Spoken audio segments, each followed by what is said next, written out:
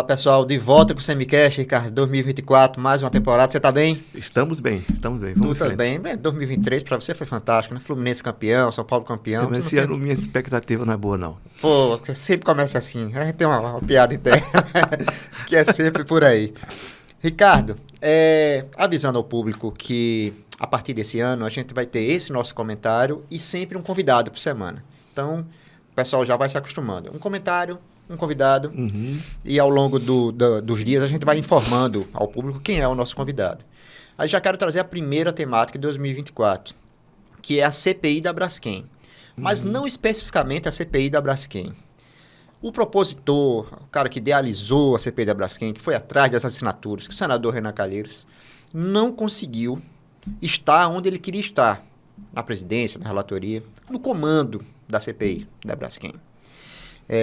O governo, ou quem quer que seja, conseguiu excluí-lo da cadeia de comando e ele, inclusive, saiu de vez. Dizia-se que essa CPI da Braskem era fundamental para o futuro político do senador Renan Calheiros. Ele usaria essa CPI como palco, até para conseguir quebrar certas barreiras na capital e tudo mais. Sem a CPI da Braskem, como é que fica o senador Renan Calheiros, Ricardo? Eu acho que para ele foi uma perda irreparável, sem dúvida nenhuma. Aquele seria o palco, ele buscava o proscênio, né, daquele teatro que é uma CPI. A CPI é um grande, e pode ser sim, um bom teatro, já houve momentos de bons teatros, né, mas ele perdeu esse proscênio. Tem muito do erro do próprio Renan, ele verbalizou muito o tempo todo que o que ele queria era entrar no tal do acordo da prefeitura com a Braskem. Parecia que esse era o único objeto de um problema que é gravíssimo para a cidade. A gente vai falar de 40 e tantas mil pessoas, 60 mil, 5 bairros que estão afundando, né? Enfim, e o que acontece? Os caras, espera aí, é muita emoção junta e é uma emoção política, né? Não era uma coisa racional. Até porque, quando a gente pega, e eu já tratei disso, o próprio Rodrigo Cunha colocou lá na reunião da CPI, né? Ele foi presidente da Salgema, né? Como é que um cara que foi presidente da Salgema vai propor uma CPI sobre a Braskem, sabendo, entre aspas, que desde a década de 1970, e ele foi presidente da Salgema na década de 1990, né? Ele, desde a década de 70, que havia o risco, sim, de subsidência, ou seja, de afundamento. Estava tirando, né? Tirando o salgema, né? O salgema, tirando-se o salgema e o buraco ficando ali, né? Ele foi presidente da Salgema. Foi presidente da Salgema, né? Pois é, então ele sabia desde então. Era um sentido preventivo, mas era basicamente um objetivo de detonar o acordo da Braskem com o JHC, que não é um acordo bom, não. Não é um acordo bom para Maceió de jeito nenhum. E eu acho que se a prefeitura não for atrás de mais dinheiro da Braskem, e tem que se separar, né? Esse dinheiro da Braskem não é dinheiro para indenizar os moradores, né, dos bairros atingidos. É um dinheiro para a prefeitura, indenização por arrecadação perdida, que o próprio Estado está cobrando e deve receber também, né? E não receber essa quantia de 1 bilhão e 700, 700 milhões, eu me lembro que quando começou a discussão da prefeitura eram 10 bilhões. 10 bilhões de reais, terminou ficando em 1 bilhão e 700. E, obviamente, a própria pressão eleitoral, né, levou o JHC a firmar esse acordo com a Braskem. Se foi, enfim, calculado com dados técnicos, eu acho muito difícil você chegar a números mais ou menos precisos. Chegou-se a um ponto e a Braskem disse, até aqui eu pago. E ele aceitou e resolveu isso. Só que para o Calheiros, colocar a luz sobre esse acordo era tudo o que ele queria. Ele não queria... Vamos lá. São mais de 40 anos. O senador Renan Calheiros nunca deu uma palavra contra a Braskem, pelo contrário.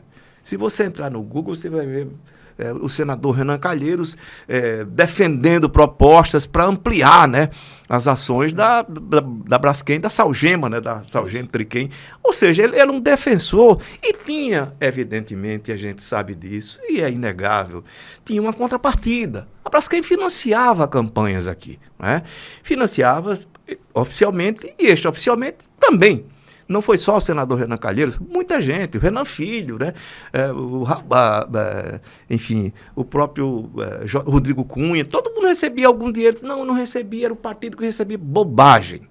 Essa história de dizer que eu não sabia, essa história do não sabia que era usada, que vai ser usada, se efetivamente a CPI for buscar os cadáveres anunciados pelo Omar Aziz, vai chegar a vários nomes importantíssimos. Todos os governadores que passaram, desde que a Braskem foi instalada como Salgema aqui em Maceió, todos vão ter que responder por isso. Todos. Até o Renan Filho, o Paulo Dantas, porque é fácil hoje, depois que o problema aparece, olha, isso é um absurdo, é criminoso. Vem cá, o Omar Aziz, ele diz uma coisa fundamental quando ele fala nos cadáveres. A Braskem não chegou aqui sozinha. Ela não fez o que fez sem ajuda de pessoas importantes. Se a CPI apurasse isso, pelo menos apresentasse, ainda que isso não resulta, né? A CPI, indiciamento, quem faz indiciamento é o Ministério Público, Justiça, então não vai acontecer isso. Mas pelo menos tornar público os nomes dos que contribuíram, que foram cúmplices, e a expressão é essa, cúmplices do crime da Braskem, já seria um grande serviço para a população de Alagoas. E, evidentemente, que isso, de alguma maneira, claro, resulte numa indenização mais justa para as verdadeiras vítimas, né, da Braskem. Somos todos, né, vítimas da Braskem, mas particularmente as pessoas que estão diretamente relacionadas com isso, com a subsidência, o afundamento dos bairros de Maceió. O Calheiros perde esse palco e, evidentemente, ele precisa muito dele. A eleição de 2000 e desse ano, de alguma forma, né? Se ele tirasse a musculatura, algo da musculatura, né, do JHC, já seria importante. Mas 2026 ele vai precisar muito disso. Veja só, quem pode se aproveitar desse momento agora, né, é o Rodrigo Cunha, que é um personagem que já se imaginava morto e acabado, me perdoe do ponto de vista político, né, pela inoperância, pela falta de postura ou de coragem para assumir algumas lutas que deveriam ser deles. Eu sempre ressalto a história do desarmamento, que ele não teve coragem de ir a público defender o desarmamento. Ele que foi vítima dessa violência, né, da pistolagem aqui no estado de Alagoas. Ele é para a família dele. Pois bem, pode se aproveitar disso, e a eleição de 2026 pinta aí pelo menos 3 nomes. O Rodrigo Cunha está apostando nessa história do menos ruim, né? Exatamente. Menos ruim. Agora, menos ruim. Arthur Lira, Renan Calheiros e Rodrigo Cunha. E alguém da direita. Alguém de quê? Da extrema direita alagoana, né? Esse pessoal da... Você falou desarmamento aí, eu me lembrou. É engraçado, porque eu tenho um conceito de direita e esquerda que talvez não seja o senso comum, mas todos esses personagens, eles são de centro ou de direita. A história do Renan é uma história, eu já disse, né, parece a história política, um eletrocardiograma, né, de movimentação para cima e para baixo. Ele nasceu na esquerda, no PCdoB, na década de 1970, no movimento estudantil, depois passou para a direita e extrema-direita, quando ele apoia o Collor para a presidência da República, né, ele deixa a esquerda aqui, enfim, órfã, né, aqui no estado, e vai se aliar ao que tinha de mais atrasado, de mais reacionário no país, apoiando o Collor em nome de Alagoas. Para a conversa. Líder do governo, né? Líder do governo. É engraçado. O conceito principal de Maquiavel é assim: se você está no poder, se mantenha. O que você tem de fazer é para se manter no poder. Se manter no poder é o principal objetivo do príncipe. Né? Então, sempre foi dessa forma. O senador Renan, e não é diferente dos demais, né? Não vou aqui. Quando eu faço essa crítica e assim, eu aponto que o Calheiros teve essa trajetória política cheia de altos e baixos, ou de direita, de esquerda, etc. Você vê os personagens aqui, né? Só para lembrar, né? Quando ele entra no movimento estudantil, entra pelas mãos do Aldo Rebelo, que era o cérebro do PCdoB, né? No movimento estudantil na UFAL, um sujeito brilhante, e que hoje é brilhante na direita e na extrema-direita. Que ninguém se iluda, o Aldo é um cara muito capaz. Só que ele resolveu virar a casaca. Você imagina, o Carlinhos, você virando Fluminense agora? Não imagino. Mas se quiser, vai ser bem-vindo aqui na torcida tricolor. Não, esse muro aí está bem alto. Esse muro aí eu não pulo, não. Mas é isso. Então, seria esse palco para o Calheiros, não é mais.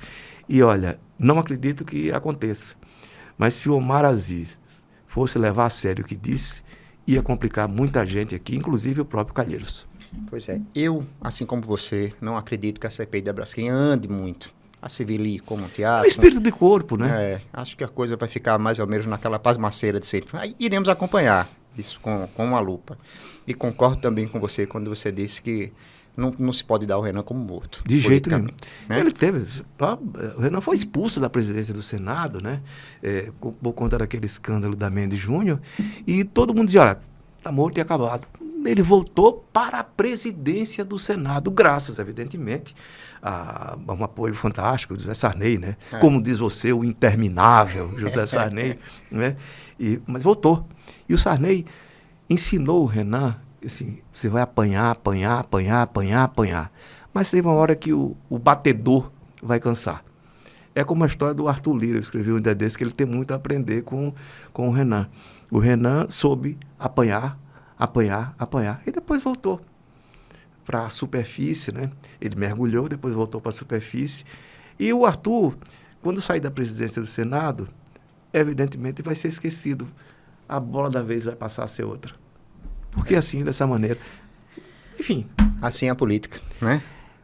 É a política que nós construímos, né? Eu acho que melhor ter essa política do que não ter política nenhuma, né? É verdade. Do que resolver as coisas com o 8 de janeiro ou com o ato da Paulista, né? Ou com a decisão burocrática do STF. Não. Que seja coletiva, pelo menos. Que seja coletiva. Ricardo, é isso. Voltamos, entendeu? Queria agradecer a todo mundo que sempre pergunta, pessoal, por que essa demora de voltar? Por que essa demora de voltar, Ricardo? Porque a gente sempre dá esse intervalozinho, férias, para a gente poder mergulhar em 2024. Verdade, estamos de volta. Toda semana um comentário e um convidado. Vamos enfrentar aí esse processo eleitoral e tudo que 2024 nos apresente. Assim será. Grande abraço, Ricardo. Um abraço.